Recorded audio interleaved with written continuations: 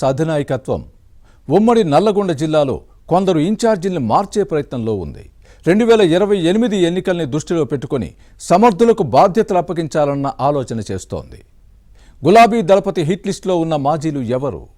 BRS working president కేటీఆర్తో సఖ్యతగా ఉండే నేతలకు కీలక పదవులు దక్కే అవకాశం ఉందా?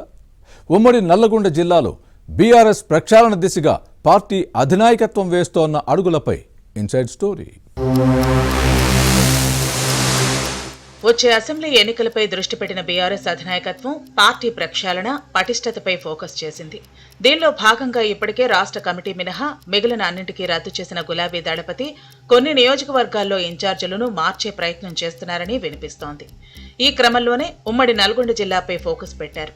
ఇక్కడ ఏ పార్టీకి ఎక్కువ సీట్లు వస్తే రాష్ట్రంలో ఆ పక్షం ప్రభుత్వం ఏర్పాటవుతుందన్న సెంటిమెంట్ ఉంది. దీంతో ముందుగా ఈ జిల్లా నుంచే ప్రక్షాళన ప్రారంభించాలన్న ప్లాన్లో కేసీఆర్ ఉన్నట్లు బీఆర్ఎస్ వర్గాల్లో వినిపిస్తోంది. ఉమ్మడి జిల్లాలో 12 సీట్లు ఉన్నాయి. 2014, 2018లో బీఆర్ఎస్కు ఎక్కువ స్థానాలు వస్తే 2023లో సూర్యాపేట మినహా మిగిలిన అన్ని చోట్ల కాంగ్రెస్ గెలిచింది. 2028 ఎన్నికల్లో అధికారమే లక్ష్యంగా పెట్టుకున్న బీఆర్ఎస్ పార్టీ పటిష్టతకు చర్యలు చేపట్టింది. కాంగ్రెస్ ప్రభుత్వం అధికారంలోకి వచ్చి 2.5 ఏళ్లు పూర్తవడంతో మిగిలి ఉన్న సమయాన్ని సద్వినియోగం చేసుకోవాలని కారు పార్టీ భావిస్తోంది. ఉమ్మడి నల్గొండ జిల్లాలో బీఆర్ఎస్ కు పూర్వ వైభవం తీసుకురావాలని పార్టీ అధినాయకత్వం ప్లాన్ చేస్తోంది.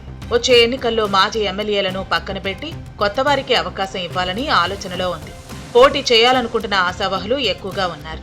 ప్రతి స్థానంలో 2 కీలక నేతలు సిద్ధమవుతున్నారు. కానీ ప్రస్తుత కాంగ్రెస్ శాసనసభ్యులను ఢీకొట్టే సమర్థులు ఎవరన్నదే అసలు సమస్య. ఆర్థిక వనరులతో పాటు గులాబీ క్యాడర్ను కలుపుకుని పోయే నేతలు అవసరం.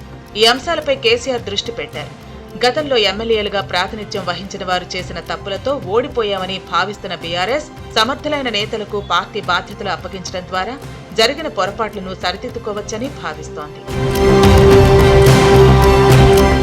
ఉమ్మడి నల్గొండ జిల్లా బీఆర్ఎస్ లో ఉన్న గ్రూపులతో పార్టీకి నష్టం జరుగుతోందని అధినాయకత్వం గుర్తించింది. అందర్నీ కలుపుకుని పోయే కొత్త నేతలను ఇన్ఛార్జీలుగా నియమించి వర్గపోరుకు ముగింపు పలకాలని చూస్తోంది.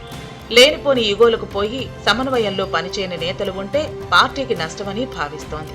గతంలో ఎదుర్కొన్న ఇబ్బందులను ఇప్పటికే పలువురు నేతలు బీఆర్ఎస్ బాస్ దృష్టిలో పెట్టారని సమాచారం. ప్రస్తుత కాంగ్రెస్ ఎమ్మెల్యేల బలాబలాలు, అనుకూల ప్రతికూల అంశాలను గుర్తించి వచ్చే ఎన్నికల్లో ఎదుర్కొనే నేతలను అభ్యర్థులుగా దింపాలని చూస్తోంది. ప్రధానంగా హుజూర్ నగర్, భువనగిరి, మిర్యాలగూడ, నాగార్జున సాగర్, మునుగోడు, నకరేకల్, కోదాడ నియోజకవర్గాల్లో ప్రక్షాళన చేసే అవకాశం ఉందన్న ప్రచారం జరుగుతోంది. ఇక్కడ బలహీనంగా ఉన్న పార్టీని సరిదిద్దే ప్రయత్నం చేస్తోంది. బీఆర్ఎస్ పునర్నిర్మాణ బాధ్యతలను పార్టీ వర్కింగ్ ప్రెసిడెంట్ కేటీఆర్ కు అప్పగించింది అధినాయకత్వం. దీంతో ఈ నేతతో సఖ్యతగా ఉండేవారికి కలిసి వచ్చే అవకాశం లేకపోలేదు. గెలుపు గుర్రాలను బరిలో దింపాలని నిర్ణయించుకున్న గులాబీ దళపతి పార్టీ ప్రక్షాళనకు చర్యలు చేపట్టారు. ఇన్ఛార్జి పదవులు ఎవరికి దక్కుతాయో చూడాలి.